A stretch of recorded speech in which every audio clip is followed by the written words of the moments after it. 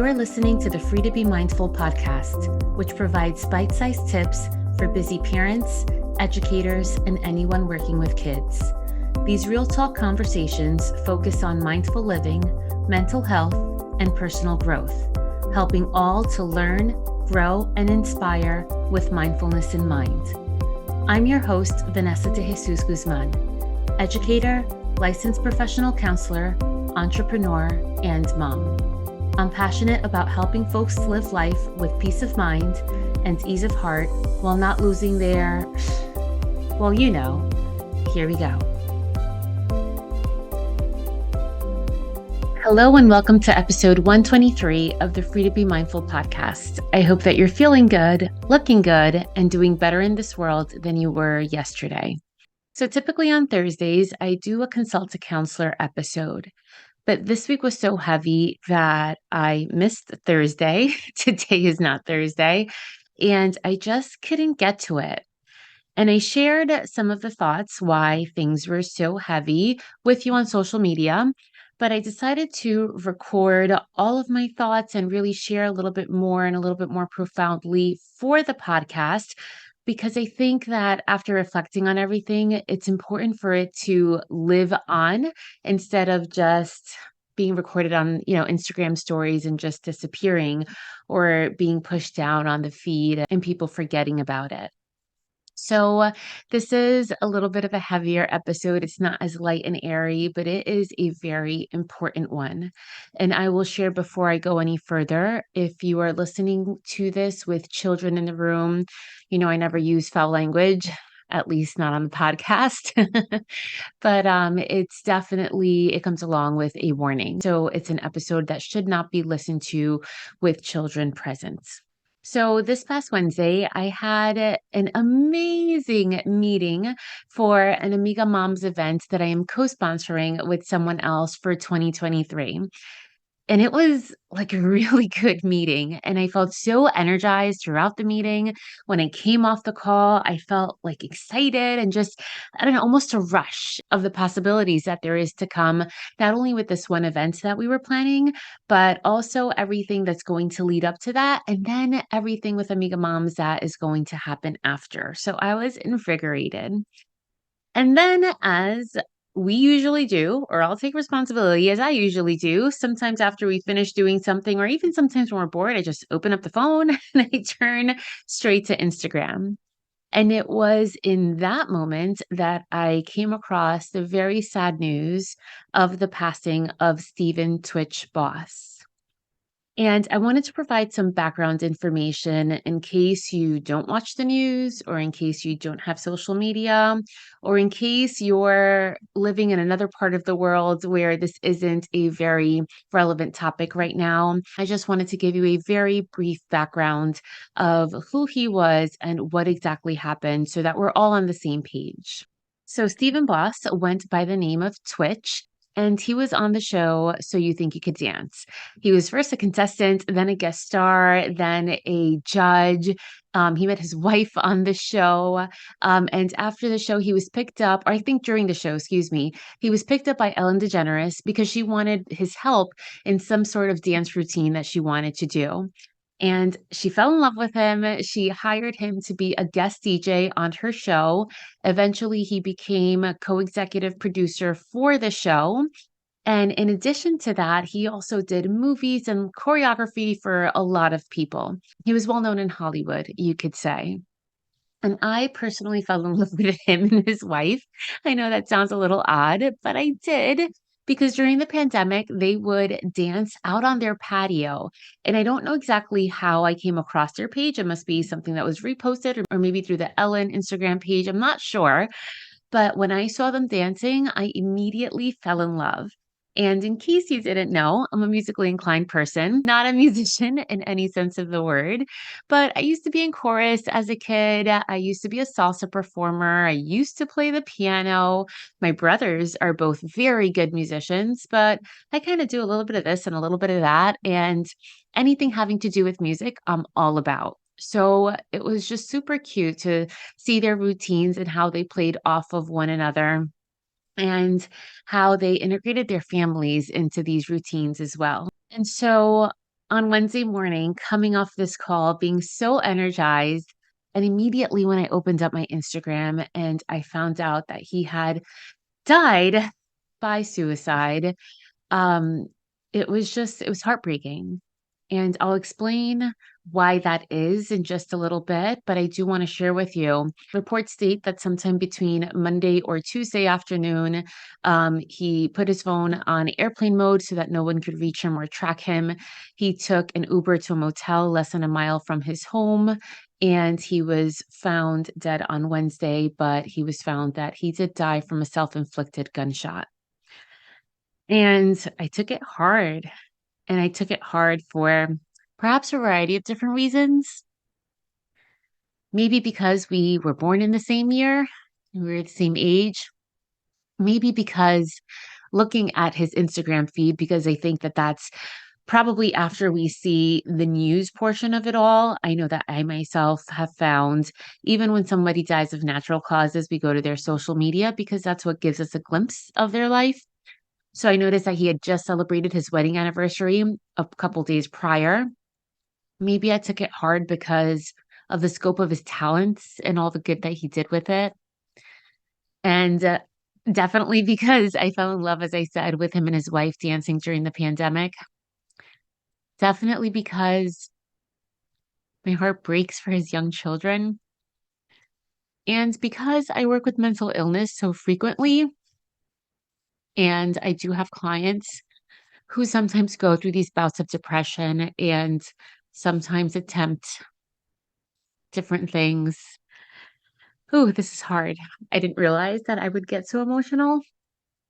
And as I'm experiencing this, I'm thinking about, should I cut this out? Maybe I will, maybe I won't, but this is authentic. So, working with mental illness, it's a lot. It's a lot to carry. It's a lot to hold that space for other people. And it was just hard. I totally do not do this in front of people, but here we are. So, what I wanted to do is share with you three major points of this unfortunate tragedy as a learning experience, because what I've noticed in talking to people and seeing things on social media, a lot of people took it hard because of a lot of the things that I mentioned, but there are a lot of different nuances that I think that we have to remember and keep in mind to understand the things from a full scope and not just a small lens. That small lens where we as a society make a lot of our assumptions on is through social media. We present ourselves on social media the way that we want to be presented as. Even as I'm doing this, I'm like, oh, am I really going to keep this so that people can see my face on YouTube and hear my sniffles on the podcast? Again, maybe I will, maybe I won't. But I'm thinking about it because I usually do not present myself in this light because it's vulnerable. And when we look at Twitch's Instagram page, everything was positive, right? We see him dancing. We see him with his wife, what they just celebrated, his beautiful children, his young, beautiful children, all of the good that he did, the fun videos, the Ellen videos, the So You Think You Can Dance videos, but it's just a small scope. We don't see the things that are outside of those 1 to 2 minute videos. However, we as humans, and it's natural that we base so much on just the things that we see because it's hard to base off things that we don't see, right? I don't show you when I yell at my kid or when I have a fight with my husband or when I'm just feeling in a funk, and neither do you. So again, it's just a glimpse. And social media cannot and it must not be the radar for us to use to assume how people are living their life and what they're living with and the things that they are handling and how they're handling it, because it doesn't show us the reality. Because the reality of this case is he had just posted a beautiful video the day before of he dancing with his wife. That day, he posted a video on TikTok dancing. So I get it. I get it when people say, oh, but I don't understand. Like he was just so happy. He was so this and so that. But the reality is, again, that we don't know the true picture of it all.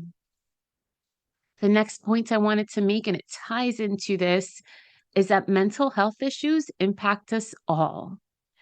And it's important for us to understand that not every depressed person has suicidal thoughts, and not every person who dies by suicide is depressed, right?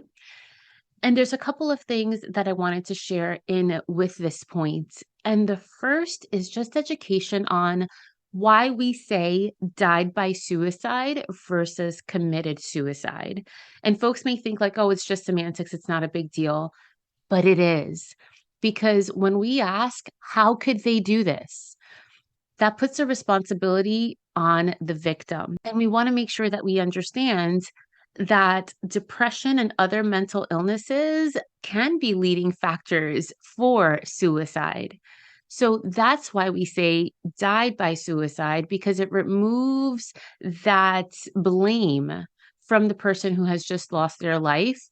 And it allows the space about, diseases and disorders that they may be suffering from. So talking now again about depression, know that when you have depression, and I don't mean just you in conversation saying, oh, I'm so depressed, right? We have to also be careful with that about the way that we use our language. Just because you are very neat and like things in a particular order doesn't mean that you're necessarily OCD. Just because you get nervous before saying a speech in front of people doesn't mean that you have anxiety. Or you don't know when you have cancer just by looking at yourself, right? So just like that, mental health falls into the same realm. You must have a licensed person who has the education and the training to give you that diagnosis. And that's the responsibility in which we should use these words. So when you are clinically depressed and have been diagnosed by a licensed professional, you can smile, you can still love and feel love, and you can still dance and you can do all the things. Sometimes on just some days, sometimes just some moments of the days. But understand that when you have clinical depression, there are some days that you can't even move.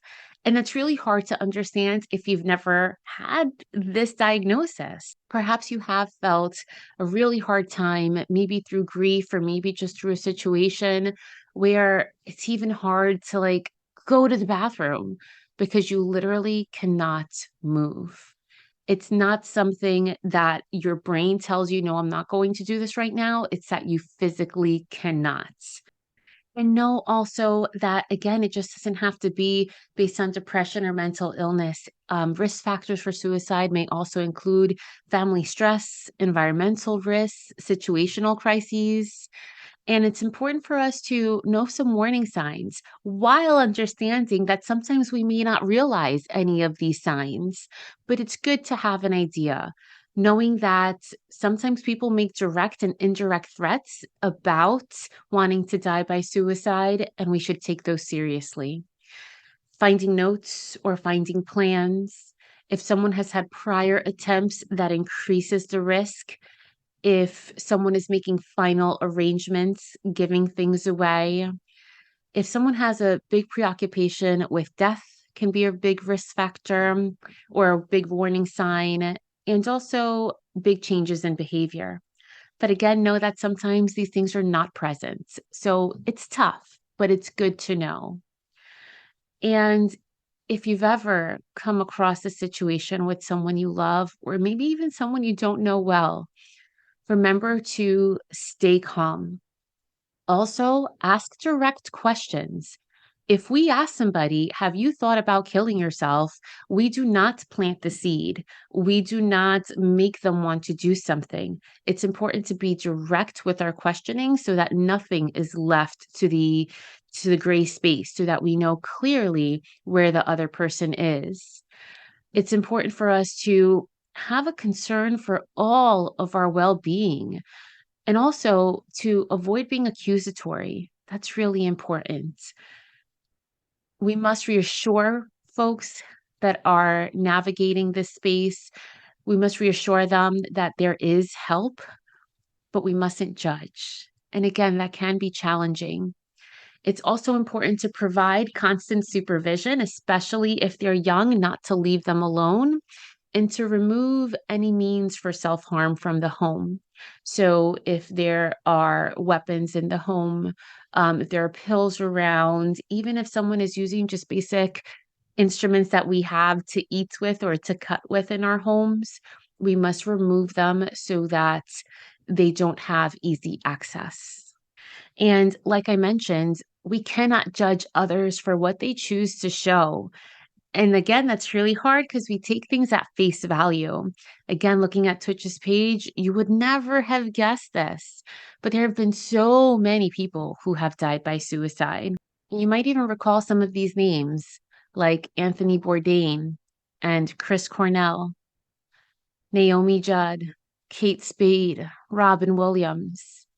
And when folks are going through a hard time, maybe it's easier to accept the outcome. But when we see such positivity all the time, it's definitely leaves us with a big question mark as to wanting to understand and not being able to.